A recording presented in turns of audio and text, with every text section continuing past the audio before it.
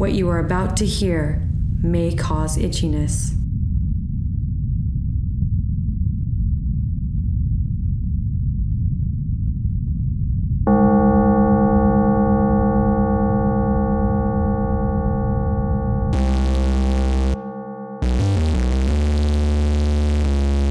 Hello and welcome to the Kakos Industries corporate shareholder announcements. At Kakos Industries, we help you to do evil better.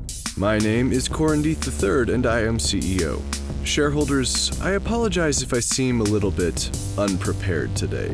You see, I've spent the time since the last broadcast alternatingly being a captive, anti-celebrating, and negotiating for the immigration of hundreds of humans that have been trapped inside of some sort of time-warpy thing for what was decades of our time, but thousands of years in their time.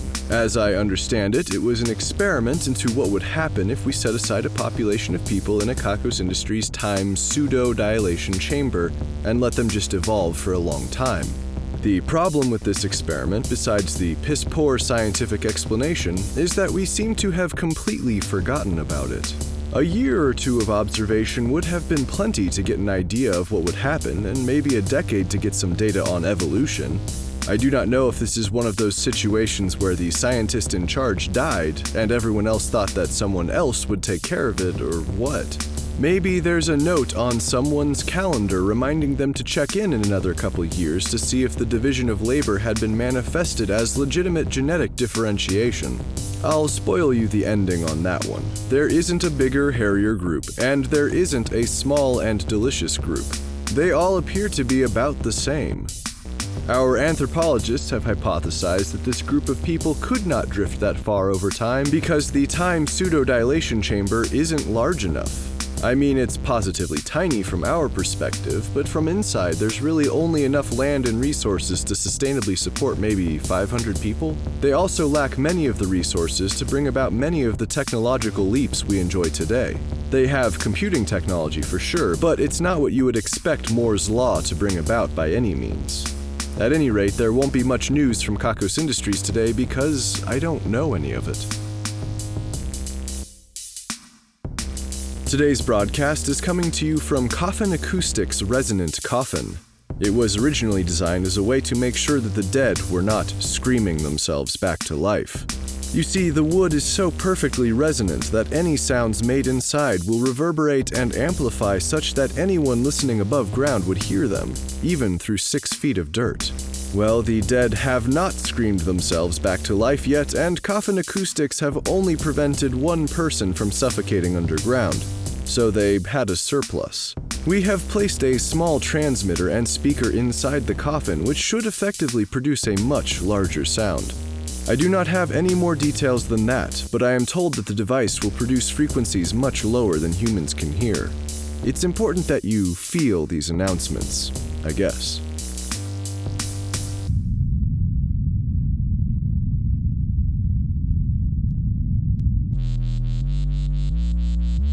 The Black Friday death toll was low, but the misery toll was high. Well done.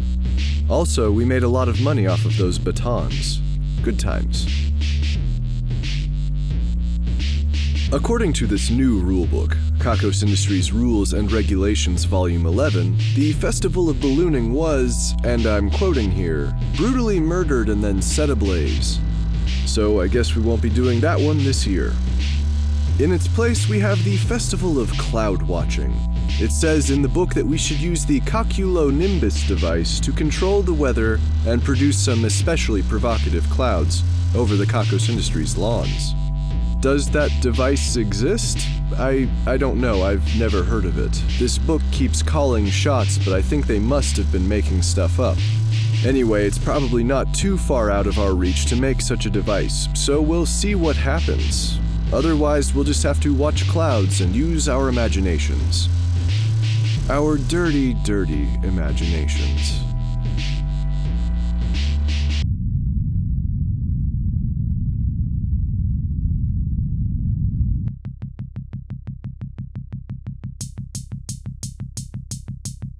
Personally, I'm not against letting the people out of the time pseudo-dilation chamber or even finding them a place to live and work here at Kakos Industries.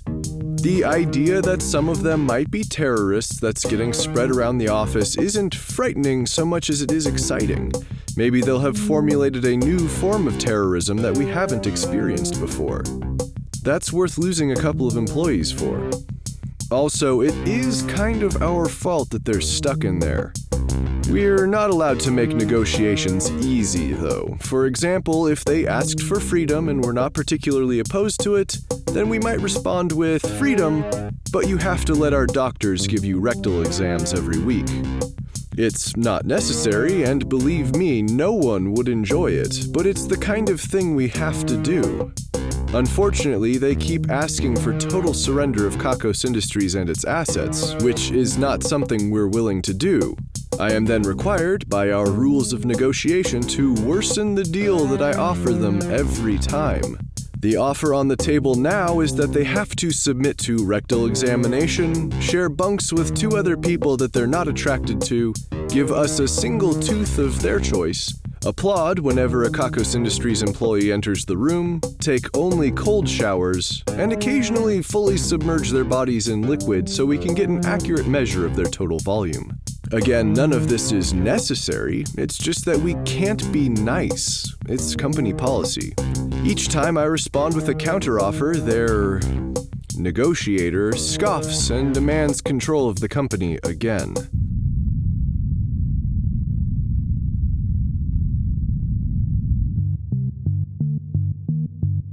In order to understand what's going on with this group, we have to understand something of their culture. Our best estimations are that the original seed population was given specific instructions by those controlling the experiment, but that the message was warped and changed in time into some sort of faith. The way they speak of Kakos shows a reverence and a fear that few here in the company can understand.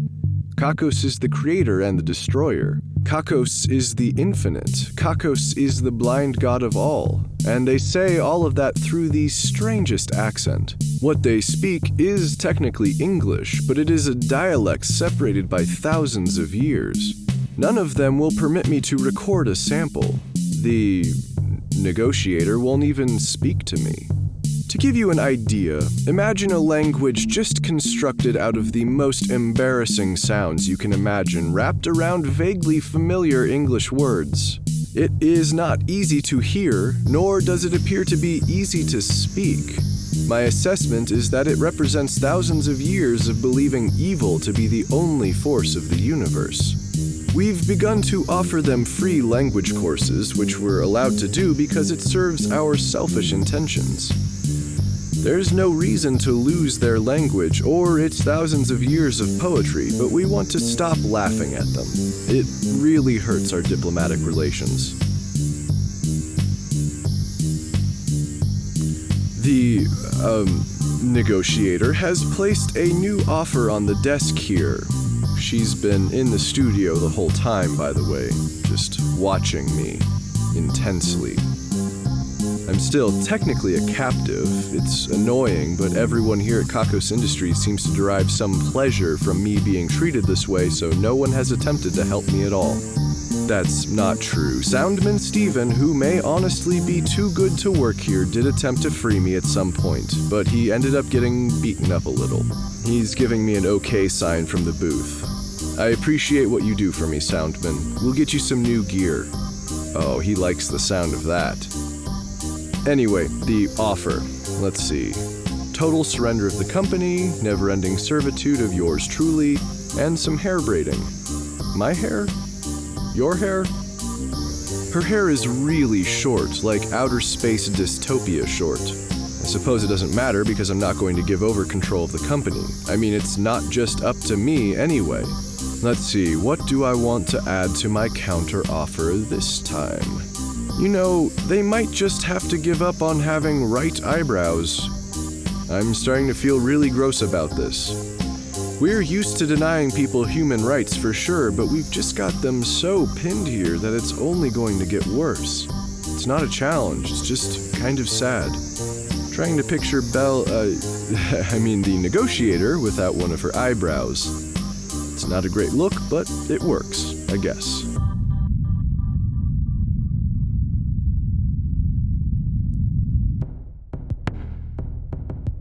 Grace Rule is peering through the window. If you're a new Kakos shareholder, then you should know that she is the contracts master here at Kakos Industries. She makes sure we do our jobs to the letter of their description, and in this case, I feel like she might be telling me I'm not being fully honest with you. Well, I'll just read you the transcript of the conversation that reveals all, cause, my captor here insists on writing everything down. I started out soft. Are you Belladonna, like a grown lady Belladonna, like a make Corin feel weird for being in compromising situations Belladonna, like I'm not sure I can ever wash this off Belladonna, like an I've sinned and must be purged from the earth mutant growth spurt 1-year-old? Please tell me I'm not disgusting. Please. I suppose my emotions were riding kind of high. She responded, I am an adult. I am your age, exactly. I am your equal in every way. You will be mine, I will destroy you. And then she added, I have not used that name in some time. At this point, I'm justifiably freaking out. I asked, are you an infant in an adult woman's body, Belladonna? Like, and I grew up really fast and I don't know what I'm doing and cannot understand consequences, Belladonna? She shook her head and wrote, I have lived just as long as you have. I have lived fully. I have had a full education. I have had many lovers. I am your equal in every way. You will be mine. I will destroy you. I then said, but you were born last year. It's not really a question, but she responded anyway. I have lived many years outside of your concept of time. Mother was afraid for me. She was afraid of me becoming something terrible. Too much evil. She searched for solutions in the home of the Kakos. She found a door. The door led to another place, a peaceful place, with sufficient evil to sustain me, to wean me. Shareholders, I would like to just tell you that the door she's talking about is right fucking next to the fucking mystery contraption, but none of us could see it due to our obsession blinders. She continues, we came to the new land. Mother found a new love and remarried. I had 2 more siblings. Then I wandered off. Do not question my intentions. It was predestined that I should wander. I am the Usper, the one who shall topple the Skio, the commander of the Kakos. I shall harness the Kakos and use it for the benefit of all the Pseudo-Dilatees. In the home of the Kakos, I met the Skio and the Rule, but I was unprepared for my task. My form was young and weak. My mind was evil, but my reach fell short. My minions preferred the taste of sweet treats to victory. I returned to the world Mother had taken me to. Too much time had passed. She was no longer there, but my great-great-grandnieces and nephews took me in and raised me as their own. They raised me to be the Usper. They raised me to fight for freedom. I studied. I trained. I must defeat the powerful Skio. I must defeat the evil Skio. I must defeat the beautiful Skio. I must defeat the sensuous Skio. When the moment of parity arrived, we emerged from our home to take what was ours. If you're playing along at home, that's when she kidnapped me. Honestly, the actions she has taken so far are only vaguely threatening by our standards, so we can't even retaliate yet, even if it's clear that they mean to do us harm. The nano-robots that usually deal with intruders filled with ill will haven't done anything to Belladonna, or whatever she goes by now, or any of her troops either. In fact, I only counted around 16 people with her. Even if they're all super assassins, I'm confident we could handle them quickly. Something about this doesn't seem right. Also, I should mention that the passage of time in the Pseudo-Dilation chamber does not seem to be linear compared to our time. I've been told it might be something to do with a faulty power supply.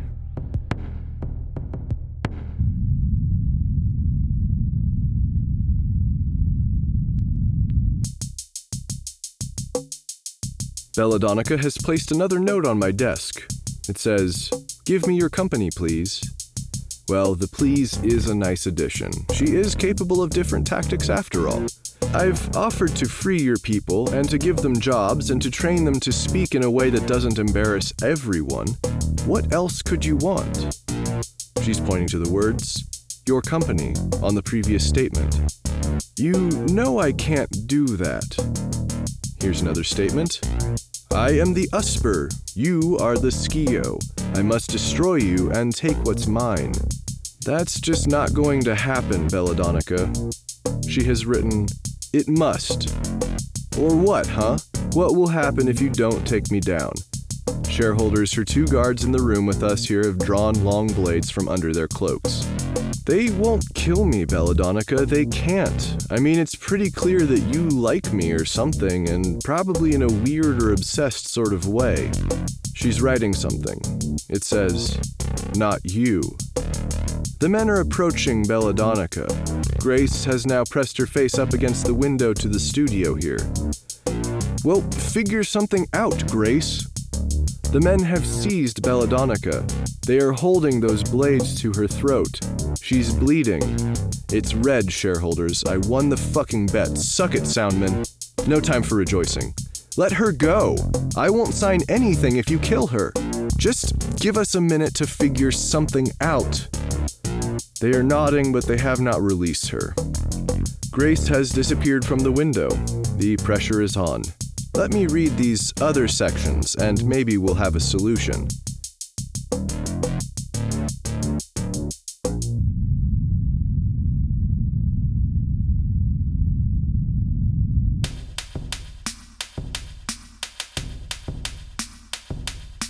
They say that when the going gets tough, the tough are the first to be culled. This is things we're taking credit for now. This week we're taking credit for that meme you really hate, that social app that everyone uses that you really hate, and internet-induced loneliness. If you happen to disagree that we're responsible for those things, then prepare to lose a lot of followers, subscribers, friends, and family. Take that how you will.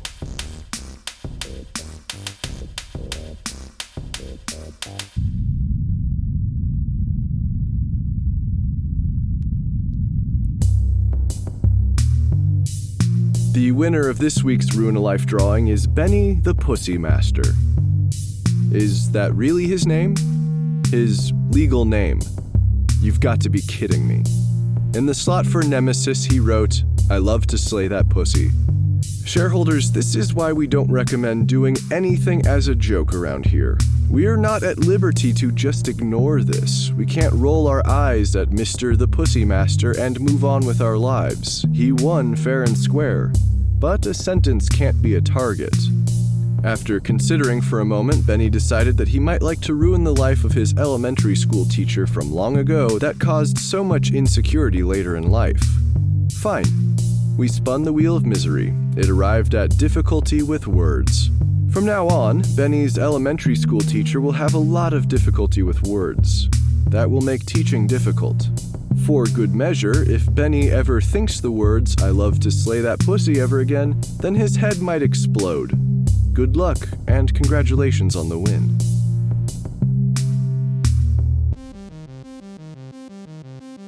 And that brings us to the end of the announcements. Hurry up, Grace. You can hold on to the coffin until you need it. Just keep it around, waiting. The numbers are next. 11, 12, 13, 140, 15, 16, 17, 180, 19, 20, 2000, 8. Okay, I've got the new contract from Grace here. My captors seem to find it agreeable. Let me just put my mark on it. No time to lose. Oh, fuck, Grace. What did you make me do?